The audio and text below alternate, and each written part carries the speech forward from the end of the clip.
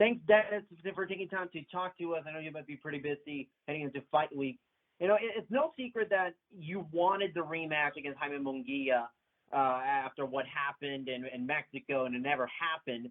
When it became clear that you weren't going to get that rematch, what were your options for your next fight? Did you try to see if you can get a title shot against any of the other champions at 154, or was the move to middleweight always there after what happened? Yeah, I mean, we did chase the rematch, and then we found out that was a dead end. So we actually had someone locked in for a title eliminator fight, but that fight fell through. And we were lucky enough then that Jermall Charlo, being the champion that he is, offered me the fight for the WBC. So it was a tough couple of months trying to make that fight happen, and then having another fight fall apart. But again, we kept the head down, kept the faith, and luckily my team was able to pull off this fight. And a big credit to the team, Jermall Charlo also, and to everybody for making this fight. And I've certainly put my hand up to take it, and here we are now ready for a cracking fight. So, is the loss to Jaime Munguia still sort of fresh on your mind? Do you use it as motivation, or have you sort of just moved past it and thought, it is what it is, and my focus and your focus now solely on Jermall Charlo? Yeah, look, I mean, I put it in the past, but again, as everybody says, with it being a controversial decision, when I left there, I genuinely felt like I won. So it's not like, I've had a loss before, and I had to do some soul searching and all the rest. But from this, I genuinely felt like I won. So my chin and my head was held high, and I said, okay, I can back up and I can do better than that. And so I got back into training. I had a couple of weeks off, but I got back into training. We worked hard on making and to become a better fighter all around. And now this opportunity is showing up. So, I mean, that's in the past. I have no resentments with all of that. It is what it is. It's just setting me up for a bigger success story for the future. So. It's been quite some time, if I recall, since you last fought above 154 pounds.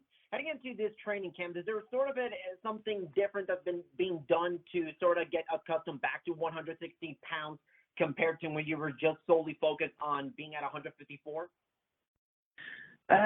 Look, it's not a big difference. In terms of strength, we've been able to keep my muscle building stage at the start, my strength stage, a little bit longer.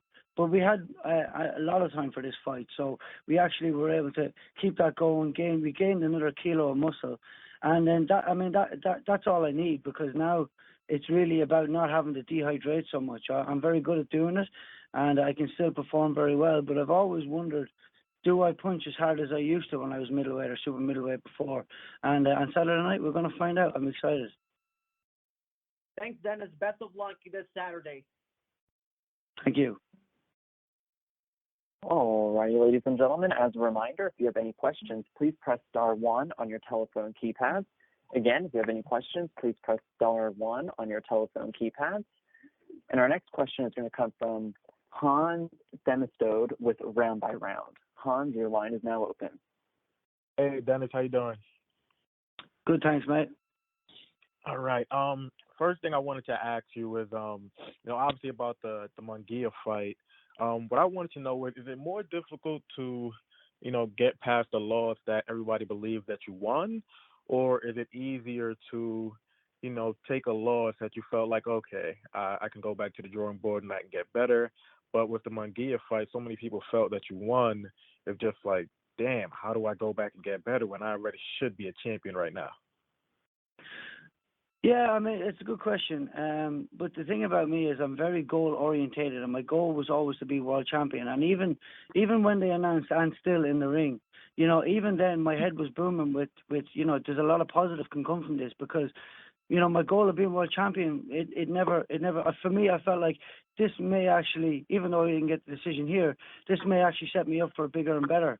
I always have faith and a belief when following goals, and so I was right. I mean, after that, the whole world took notice, the boxing world took notice of what went on and what happened, and here we are. Like, for me right now, if you ask me how did you want your ideal world title to win your first world title, I would have told you New York. I would have said, Barclays Center or Madison Square Garden, one or the other.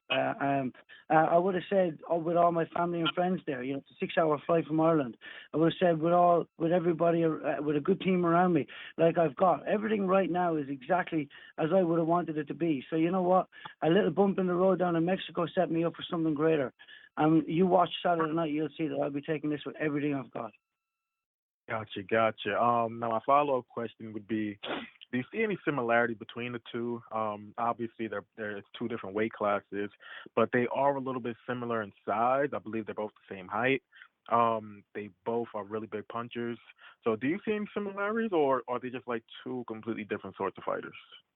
No, you're right. There is similarities. Me and my co-chair Glenn, I've sat there and spoken about them and in great detail, and I can see there's, as the saying goes, same but different. So there's little things that we can utilise, but overall, I mean, there is a good few similarities, but we have changed a lot up. Not a whole lot, but I mean, we've changed a bit up. And we'll be utilising that. But there is a few little differences there for sure. Gotcha. And just my last question for you, not really to harp back on the Munguia fight, but like I said before, so many people felt that you won, but you didn't get the decision. Charlo isn't from Brooklyn; he's from Houston, but he's fought several times in at the Barclays Center.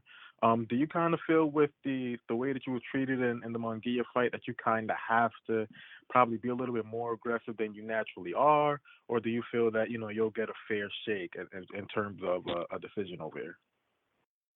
Well, I mean, after the Munguia fight in training, we actually amped it up a lot. So you can see that I will be actually twice as fit as I was for the Munguia fight, and I've made all the changes to become a much more rounded fighter.